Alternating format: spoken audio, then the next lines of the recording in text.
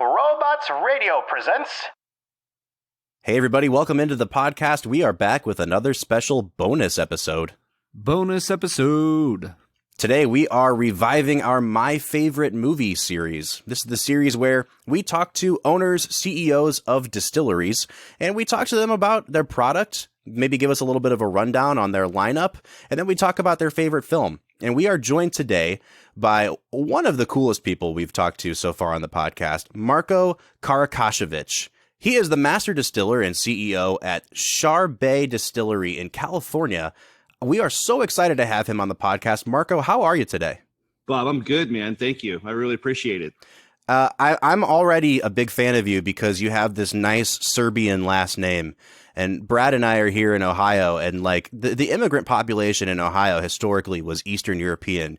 So like I grew up, my mom's Hungarian. We grew up eating the good Eastern European food. And I saw Karakasevic and I was like, them's my people over there at Charbay. And you said it totally right. You know, that's refreshing. That's part of the reason why we named Charbay, the distillery Charbay, because Karakasevic just doesn't fit on the label.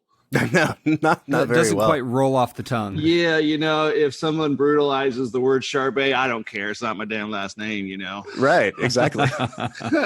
Works out better that way. Marko, can you walk us through how the Karakasevic family ended up in California? How did this distillery get started? My family's been distilling since 1751 back in Serbia, and my dad's 12th generation master distiller. So it's usually parents, aunts, uncles, grandparents, and we had a very successful little distillery complex in my family in Serbia up to the 60s until Tito came in and nationalized all the private businesses in Serbia or Yugoslavia at the time. And so my dad said, well, I'm left with a hectare on the other side of the river. Not a whole lot of opportunity going on here. So I'm going to move to America.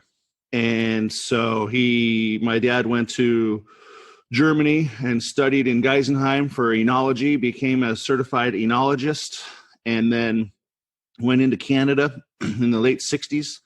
And someone heard about him and imported him into Michigan to set up a winery in Traverse City. And then Dad got a job at a monster winery in California in the early 70s. They bought property on Spring Mountain in St. Helena in Napa Valley. And come 1983, my dad said, that's it. I'm done being a consultant winemaker. I want to start my own winery and distillery. And Charbay was started in 83. Now, before we get into talking about Charbay itself and the distilling process, which is super interesting, I have to ask a question to the native Californian. Like, when your dad arrived in Napa, was it pre-Napa boom, or was he right in the midst of it as it was kind of taking off on the worldwide stage? Oh, it was still the 70s, man. So, yeah. It wasn't all dressed up, and it was still I wouldn't say classic, but it was still, heavily focused on agriculture. There were more than just grapes, but wineries were starting to pop up. Okay. I was just talking to Brad a couple weeks ago about that movie Bottle Shock that came out a few years ago, which was about, when Napa beat France on the world stage. And I didn't know, I don't know if you've seen the movie or not, but I didn't know how accurate it was to what the vibe was in Napa at that time, because it really just seemed like it was a bunch of mom and pop kind of down home wineries that happened to shock the world. It was like a farm town, It was amazing growing up in Napa Valley, just watching the explosion of investment coming in. You would drive down Highway 29 or the Silverado Trail, and it seemed like every week they're like, whoa, there's another winery popping up, and there's a winery popping up, and there's a cave, Yeah. And Marko, growing up in such an area, did you always kind of have a sense that you would end up in the alcohol business, in one shape or form or another? Did it always seem like you were destined to be in this role? Well, growing up in a distilling family, you do what you're told. Some of my earliest memories, I was born in Modesto, down in the Central Valley of California, wherein my dad was a winemaker down there for United Vintners. It's a monster winery. And then we moved up to Napa Valley, and there's pumps and trucks and tractors and grapes getting dumped and, things happening all over the place. And yeah, it was cool. And then the distillery popped up when I was 10. So my first job in our distillery was actually inside the still. I was sitting on a bucket, scrubbing the inside of the top of the still, GSP dripping on my head back in the day. And I was like, I'm cleaning this thing. I'm done. And, this voice from outside the still goes, "You're not done. Get back in there and finish it." And that's just the way it was. So most of us were scrubbing bathtubs when we were kids. You were in the still, scrubbing out the still. Yeah, we have a Charente cognac still from the Prulot family. The Prulot family in Cognac, France, has been building these for 400 years. It's an amazing still. And it's a 600-gallon load. So I don't really fit in the still anymore, fortunately. So, I come over to the still after school and go to work. Well, and Marko, we've been looking into this Charbay brand, and what you guys do there is just spectacular. Normally with whiskey, you get your normal stages of malting and mashing, fermenting, distilling, and maturing. But you guys have kind of taken that and turned it on its head a little bit by brewing beer before you do anything else. And I just want you to talk to me more about that. Is that something that you had seen done elsewhere? Or where did you find the inspiration to do this? Well, in high school, my dad taught me how to brew beer. So you were pretty popular in high school, is what I'm hearing you say. Hell yeah. And little by little, being in a distilling family, I'm learning what American whiskey distilleries did, because we never made whiskey back in the 80s because my dad's from Serbia and he wanted to make brandy, which is delicious too. And learning that, they're using 2-row malted barley and fermenting it and making a distiller's beer that's about 6-7% alcohol. And I'm looking at what I just did. I'm like, well, I just used 2-row malted barley. And I added hops to them too, but why can't I distill this and make whiskey out of it, And I said, "Hey, Dad, I've got this beer and it's 7% alcohol and 8% alcohol. And I can distill this and make whiskey, right?" And no, you cannot make whiskey out of that. That is not what everybody does. That's not, that's not what anybody does. You don't use that beer to distill and make whiskey. So that was the 80s. Jump into the 90s. We had the opportunity to grab 22,000 gallons of this delicious Czech-style Pilsner, a true lagered, delicious beer. And we distilled it, Dad and I, and turned it into Pilsner whiskey. And it was crazy, the flavor that came off the pipe, the distillate, the clear whiskey off the pipe. And so we put it in brand new American oak barrels because we had to have something that people could get a grip on and associate this with whiskey, because this was not tasting like any other whiskey I've ever tried in my life. I mean, yeah. It had a boatload of flavor.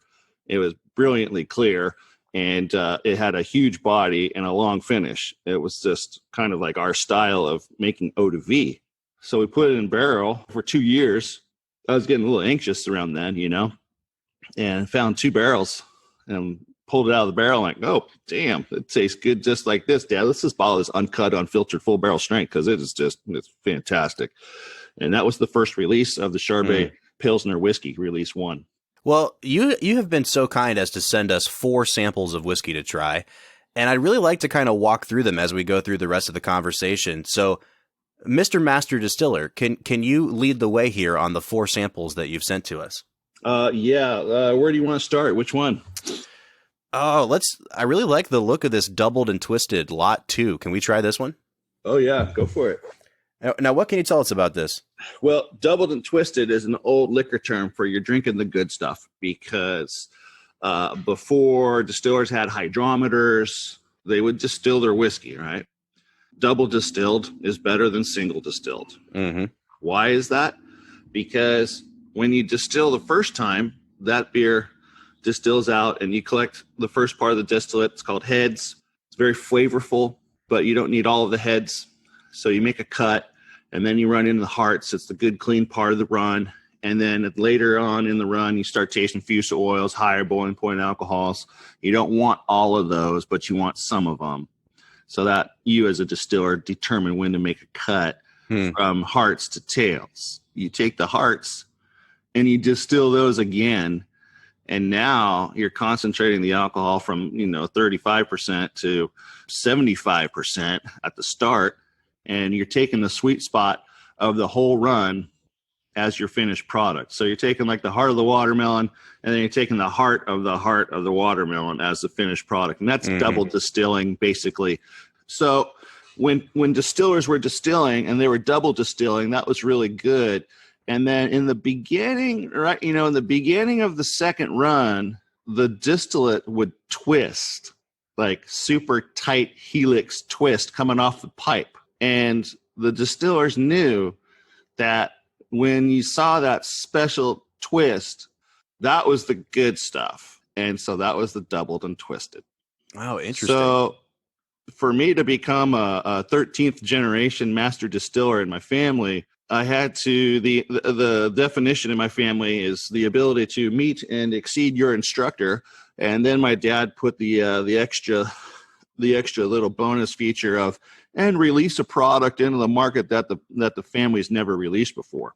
So, I grew up making eau de vie, clear brandy, And so I said, well, okay, I'm going to focus on whiskey, and I'm going to focus on clear whiskey, and I'm going to make a whiskey in the form of an eau de vie. I'm going to use delicious beer, because when you distill, you concentrate flavors. And if you distill delicious, you concentrate delicious. Yeah. And so I sourced a double IPA beer. I double distilled it. I aged my clear whiskey in stainless steel for 4 years. And then I released it in 2009. And I told my dad, I'm like, hey, I'm selling the D&T. And so he looked at me and, well, congratulations, you're a goddamn master distiller. Let's drink, let's drink some smoked cigars. I'm like, hell yeah. And away we went. And we've been making these crazy hop flavored whiskeys and, single barrel releases and stuff for 22 years. And we wanted to have, now I finally had an inventory of barrels that, I wanted to release some that aren't, $300 a bottle. Right. And so we decided to make a blend. And this blend is straight malt whiskey that was aged in brand new oak for 4 years, Czech style Pilsner whiskey that was aged in new oak for 4 years, and a stout, Big Bear Black Stout from Bear Republic Brewery in Cloverdale, California. And that whiskey was aged for 8 years in used French oak that had Chardonnay in it. And so I took a blend. I made a 10-barrel blend of those three whiskeys and diluted it down to 90 proof. Something else that I'd never done before too, because I always bottled like 99 proof or 129 proof, and this was like straight old 90 proof. It's a guzzler. And so my wife Jenny and I we were talking. I was like, God, we need to come up with a name for this. It's like, what are we going to do? So we're like looking around, searching. And I said, well, hey, we own the rights we own Doubled and Twisted. Let's bring it back. And so this is the Doubled and Twisted. And are you drinking the lot number 1 or lot number 2? So we're drinking lot 2. And I have to say, not to interrupt you on your roll here, but one of the things I love about your whiskeys, we've, I've tried all 4 of them before we hit record, because I always, I got to do my research, I love the way that the hop flavor is integrated into the whiskey. Brad and I have done beer barrel finished whiskeys before on the podcast, and, specifically a very large producer of Irish whiskey is famous for their beer barrel finished whiskeys right now. Yeah. And we really, really didn't like the IPA version of that expression. Yeah. And I have to say, when you're distilling the beer into the whiskey, the hops bring this really wonderful flavor to it. And especially on the finish, like, it tastes like a whiskey. And especially with this one, it has that really great malty, scotchy kind of nose to it. And the hops don't really show up until like on the back end for me, but they're so well integrated into everything that what we hated about the Jameson was like, it tasted like half whiskey, half beer, and those tastes were kind of divided on the palate. And in this, it's just so beautifully kind of married into everything. Thank you. That's kind of talking like oranges and peacocks right there. It's it's an Irish whiskey, a tasty Irish whiskey finished in a barrel that had beer in it prior. It's a completely different product. Absolutely. I mean, it's a completely different style. And the top notes of the hops, not the bitter notes, because bitter flavors are bigger molecules than alcohol molecules and bigger than water molecules. So those bitter flavors do not transfer over in the distillation process. So they stay in the still and go down the drain. Interesting. So what you get are the delicious top notes, the green spice of the hops, and those are alcohol soluble, so those come along for the ride out of the still and into the pipe. That makes a lot of sense because Brad and I are not huge IPA drinkers in general because of that increased bitterness on like the IBUs. And I'm not getting that bitterness here at all. Like, I get that all the time. People are like, God, I hate. Yeah, they're like, people are like, I hate IPA. I'm like, well, that's fine, but this isn't IPA; it's whiskey, okay? Right. So don't worry about it. You're not gonna have those bitter flavors coming out from the hops because they physically can't transfer over. Well, speaking of hop flavor, can you walk us through this second sample that we have, which is the hop flavored whiskey? S. That stands for stout. And when we first started making hop-flavored whiskeys, and hop-flavored whiskey is not my term. This is the TTB that put me into that term. Whenever someone thinks of hop-flavored, it seems like it's going to be like artificial flavor, or it's going to be just like straight up in your face, blow up. This is what you're going to taste and stuff. But there are exceptions to the rule, and I believe that we are one of them. So when we started making hop-flavored whiskeys, we were using a Czech style Pilsner. And then I started making fresh picked fruit flavored vodkas when there was like Absolute Citron and Stoli Orange on the market. And there was no ballistic explosion of rows and rows and rows of vodkas on the market. So it started catching up, though. The other people started catching on to vodkas and flavored vodkas and stuff. And I said, man, I got to get back in the distillery and start making more whiskey. And so then I was thinking one night, because I run 24 hours a day when I'm distilling. So I'm up in the middle of the night and stuff and just waiting for cuts, thinking, God, I do love the Big Bear Black Stout. I mean, it is tasty. And it's a huge contrast between the stout and the IPA beer. So I texted my buddies at the brewery. I'm like, hey, can I get a tanker of your Big Bear Black Stout, please, next time? And they said, sure, we're actually making that in a couple of weeks. I'm like, oh, perfect, man. Yeah. Then we got the tanker. We distilled it. I distilled it and barrel aged it in French oak that had Chardonnay in it prior to that. And so that's the stout. The one you're drinking was the first release. It was in the barrel for 3.5 years in French oak. And we distilled that in 2011. So as we get into the second part of our interview here, we always transition into talking about the distiller's favorite movie. We try to marry this concept of film and whiskey. And Marko reached out to us and said that his favorite film is Stanley Kubrick's The Shining. I'm really excited to talk about this. I know Brad is not a huge fan of horror films, but I was literally just talking about The Shining with somebody the other day. And Marko, as we get into the third sample that you have for us here, which is the R5, I'm going to kind of sip on this as we talk about The Shining, but tell us what it is about this movie that has really stuck with you all these years. Well, I was a kid in the 80s, And I believe this came out in like what 80? What was it? 83, 84? I think it was 1980, actually. Yeah. So it was like right at the beginning of the decade. 1980.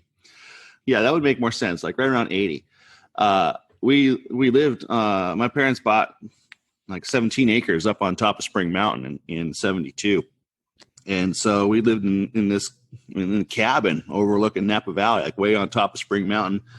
And I was sick. I think I had cold or flu or something. And so there was a party, a family party that was at a friend's house. And so I stayed at home, and it was dark out, it was raining, it was cold out, and the wind's blowing from the north. And I'm sitting there, I'm watching The Shining as a kid because I'm like 8 years old or 9 years old or something like that. Let's see, in 80. Yeah, I was 7. All of a sudden our power went out at our house, and I'm in the middle of The Shining, and power goes out in my house, just blackout, raining out, dumping rain. I'm up on top of the hill. I'm by myself. I was like, oh my God. It was nuts. The power came back on, TV kind of turned back on again finally and stuff. And then I continued watching the movie, and that just kind of set the pace for the rest of the whole movie for me. And I was just freaked out, and but in a good, solid way. And ever since then, I just love it. I mean, the lines that come out of that movie, I mean, it's classic to me. I mean, and you've got Jack Nicholson going full Jack. Like we just did One Flew Over the Cuckoo's Nest a few weeks ago on the podcast. And, we were talking about Jack going full Jack there. But, man, he takes it to the next level in The Shining. Yeah. Well, and talking about taking it to the next level, I've been sipping on this clear whiskey that you sent us. And I'm really curious, man. This is some powerful stuff. What's going on here, Marko? Oh, right on. Yeah, that's a special brew. It's a double hopped IPA, so it's double IPA, but then we enzymatically broke it down a little bit more. So that means we took the non-fermentable sugars and broke them down into fermentable sugar, and then fermented it again and completely dried it out, and then added some hops, top note hops, dry hopped it afterwards. So it's a double hop, double fermented, double dry hopped IPA. I mean, it's just crazy. And then we distilled that, and the floral and fruitiness notes really explode out of that. I have some in a tank that I'm aging as clear eau de vie style, and then I have the second half of it in 500-liter pungent barrels, 132-gallon barrels, French oak, that were in the wine industry. And so by using bigger barrels and by using, badass 500-liter French oak big barrels, you get a lot less barrel influence, which is perfect for me because I want to show off the whiskey in the barrel and not the damn barrel. So that program for me is going to be fabulous. And I'm also going to release some of it the way you're trying it as well. I might cut it maybe down to like 120 proof or something like that, and or maybe 132 is my favorite, and bottle it as a clear whiskey. Well, we have to say, I mean, honestly, I don't know if we've encountered a distillery that has so much kind of, ingenuity behind it. Like it's such an interesting concept. I'm really shocked that there's not more of this in the market already, because it just kind of makes so much sense to distill beer into whiskey. And like I said, you have done such a fantastic job of marrying those flavors together with the final product. I want to ask before we let you go, what does your current distribution look like? Where can we find you? And then also, any plugs you want to give for upcoming products? Well, thank you. We have no investors, no loans. We own all our own equipment, and we're making a living. That's just how we've evolved, through the 37 years we've been in business now. And so we have distribution, Charbay.com, our website. We have stores around the U.S. that can ship as well. But we like to direct people there. We can't sell retail direct in California, which is, we don't need to get into that. Right. It's just all kinds of wrong. I mean, you can go buy a pound of weed at a store now here, but you can't even come over to my distillery and buy a single bottle of vodka. Wow. It's messed up and financially frustrating for me. But I think what's going to happen is other distilleries want to ship into California, and the majority of all the distilleries are going to lobby the state of California. And then being able to ship into California, other distilleries can ship into California. And if they can ship into California, then we can ship to California. And then we can be able to ship back to other states as well. And then eventually we'll be able to sell our own bottles retail direct. And that would be badass, because then it's like, hey, you want a bottle of that barrel? Right. Just let me sell my own product. Absolutely. I love my distributors. We need our distributors. We need 3-tier distribution, no doubt. And I need to be able to sell my own product too. For sure. So right now, all we can do is we can talk about charbay.com, and we're happy to get emails and help people find our products.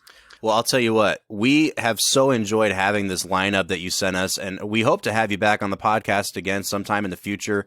Hopefully the next time we talk to you, we will hear a good report out of the California legislature about you being able to sell your own product here. Oh, man, I hope it's next week, man. Yeah, absolutely. Well, this has been Marko Karakasevic. Thank you so much for sitting down with us. We appreciate it, Marko. Absolutely. You guys have a great day and enjoy those spirits. And, you can mix those into cocktails as well. Oh, they will get their full usage, believe us. We always go on a Santa Claus Christmas train ride with the skunk train here in Mendocino County, and we always bring the stout because they serve hot chocolate on the train. Oh man! And the malt flavors from the roasted and toasted barley malts from the stout really makes that train ride with 12,000 kids screaming, running up and down the train that much more fun. I'm sure it does. All right. For the Film and Whiskey podcast, I am Bob Book. I'm Brad G. We'll see you next time.